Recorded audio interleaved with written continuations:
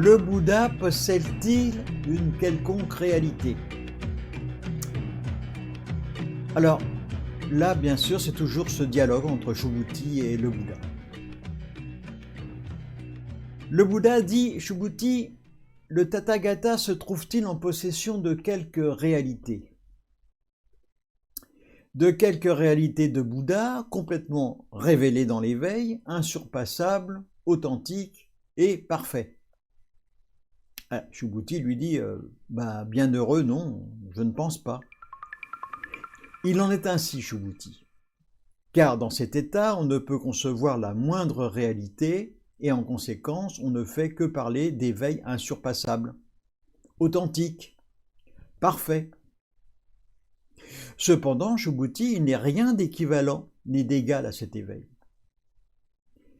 Cet éveil est dépourvu de soi, de qualité d'être sensible, de vie, d'individualité, et c'est l'état de Bouddha parfaitement manifesté dans l'ensemble des qualités vertueuses. Voilà pourquoi on le dit insurpassable, authentique et parfait.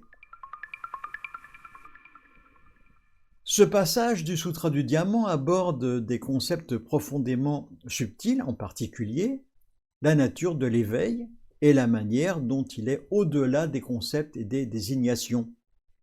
Le dialogue entre le Bouddha et Subhuti nous invite donc à reconsidérer notre compréhension de l'éveil insurpassable, parfait, authentique. Et cela souligne que même cette réalisation ultime est en dernière instance au-delà de toute conception ou saisie. Alors nous allons maintenant essayer de décomposer ce passage et ainsi nous allons essayer d'en saisir le sens. Tout d'abord, il est dit, le Tathagata se trouve-t-il en possession de quelque réalité de Bouddha complètement révélée dans l'éveil insurpassable, authentique et parfait? Le Bouddha pose ici une question fondamentale à Subhuti. Est-ce que l'on peut dire qu'un Bouddha possède cette réalité spécifique qui est en fait l'éveil insurpassable et parfait? Et Subhuti répond non. Cette réponse de Subhuti reflète la compréhension bouddhiste de l'absence d'essence propre dans toute chose, y compris dans l'éveil. La réponse de Subhuti exprime l'idée que l'éveil de Bouddha, bien que parfait, n'est pas une chose saisissable ou définissable. Si l'on attribue à l'éveil une réalité ou une essence distincte, on tombe dans la conceptualisation.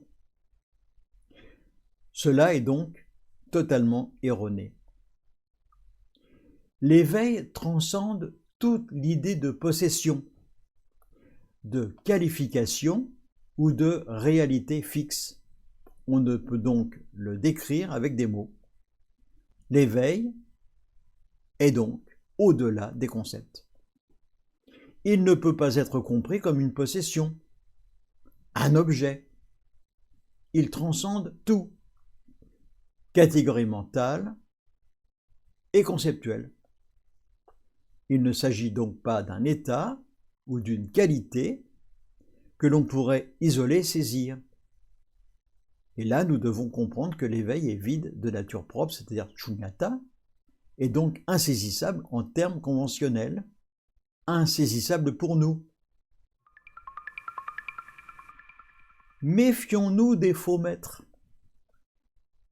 Ceux-là même qui font miroiter à leurs adeptes un ersatz d'éveil mirobolant.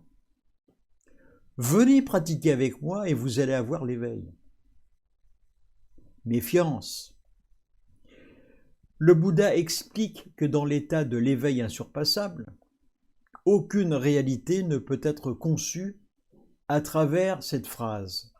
Dans cet état, on ne peut concevoir la moindre réalité. Cela renforce le principe selon lequel l'éveil est au-delà de toutes les conceptions dualistes, au-delà de tout ce que l'esprit peut comprendre ou définir en termes de réalité ou même de non-réalité. Au-delà de la dualité, L'éveil est décrit dans les sutras comme transcendant la dualité du soi et de l'autre, du sujet, de l'objet, du réel et de l'illusoire. Dans l'état d'éveil parfait, aucune conception de réalité ou d'irréalité ne peut s'appliquer. En fait, rien ne s'applique à cela. L'éveil est libre de toute saisie mentale. L'éveil est libre de toute idée fixe. Il est vide de conception, d'idée même de réalité. Même la réalisation ultime est vacuité, dépourvue de substance. C'est pourquoi il est inutile d'essayer d'expliquer le concept de vacuité ou d'éveil. On ne peut pas le faire. Ces états sont indescriptibles. Car dans l'état de Bouddha, donc d'éveil, rien ne peut être saisi. Dans cet état, rien n'est saisissable. On flotte. Lorsque le Bouddha dit « on ne fait que parler d'éveil insurpassable, authentique et parfait », il souligne les termes « éveil insurpassable »,« éveil authentique »,« éveil parfait », qui ne sont que des mots, des désignations conventionnelles pour décrire un état. En vérité, ces mots ne peuvent pas, comme je viens de le dire, capturer l'essence de l'éveil. Le terme « éveil insurpassable, authentique, parfait » est une simple désignation qui nous permet, comme je le fais en ce moment, de discuter de l'état d'éveil. Mais cet éveil est en fait totalement insaisissable. Il est au-delà des mots, il est au-delà des concepts. On ne peut pas le décrire. Il est donc très important de ne plus se figer sur une terminologie. Le mieux, c'est de pratiquer la méditation. L'erreur serait de croire que l'éveil est quelque chose que l'on peut saisir avec des mots, que l'on peut saisir et décrire avec des idées. Mais souvenez-vous que les termes ne sont que des outils provisoires qui sont destinés à nous guider vers une expérience directe de la réalité ultime, parce que celle-ci ne peut pas être ni décrite, ni possédée.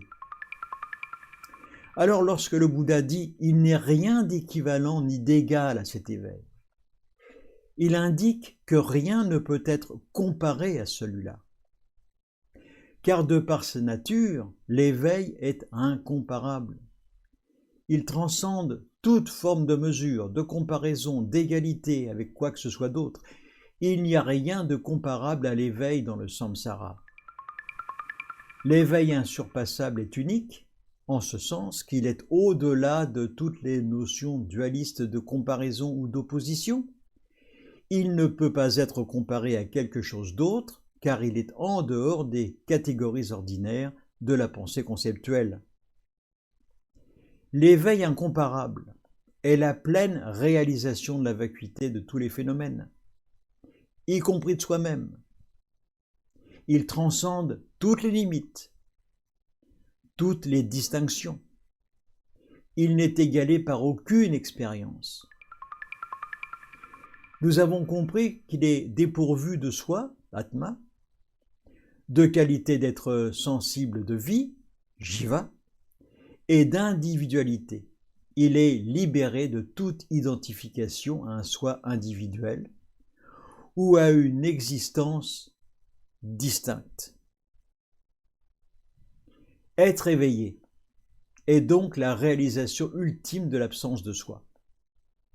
Il n'y a plus d'illusion d'un moi qui est séparé d'un ego individuel dans cet état-là.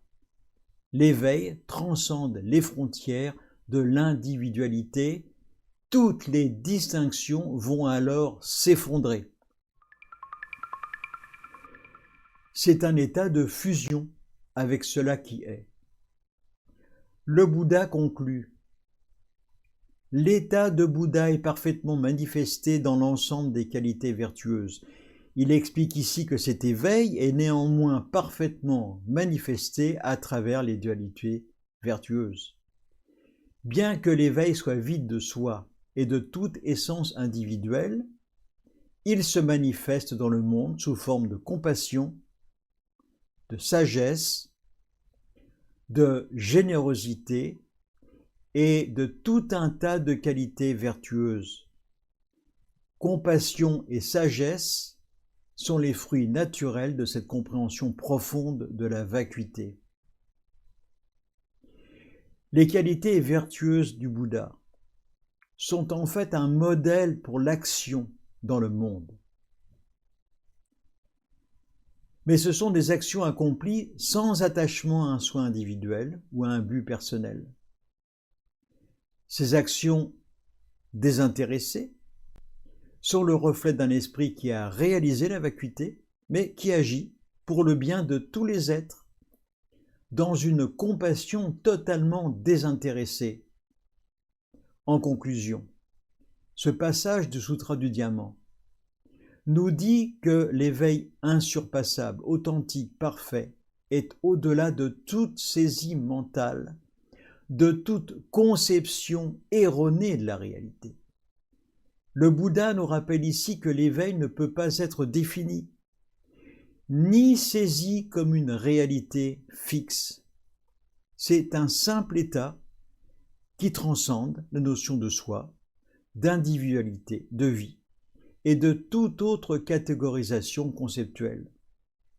En même temps, cet éveil, bien que vide d'essence propre, se manifeste à travers des qualités vertueuses comme la compassion et la sagesse. Le Bouddha agit dans le monde, mais son action est libre de tout attachement à un moi ou à un but égoïste. Cela nous invite à méditer sur la vacuité et sur la manière dont cette réalisation ultime peut se manifester dans nos vies sous forme de qualités vertueuses, de qualités désintéressées. Voilà. En attendant, la prochaine fois, je vous dirai comment regarder la réalité. Et en attendant, vous pouvez également essayer d'être heureux, juste pour donner l'exemple. Et puis n'oubliez pas le petit pouce qui va me permettre de catégoriser ces vidéos et de faire en sorte à ce qu'elles soient regardées par plus de monde. Voilà. Et puis on va se quitter avec Albert Schweitzer qui disait que l'amour est la seule chose qui double à chaque fois qu'on le partage. Je vous souhaite une bonne continuation. La prochaine fois, nous apprendrons à regarder la réalité. À bientôt.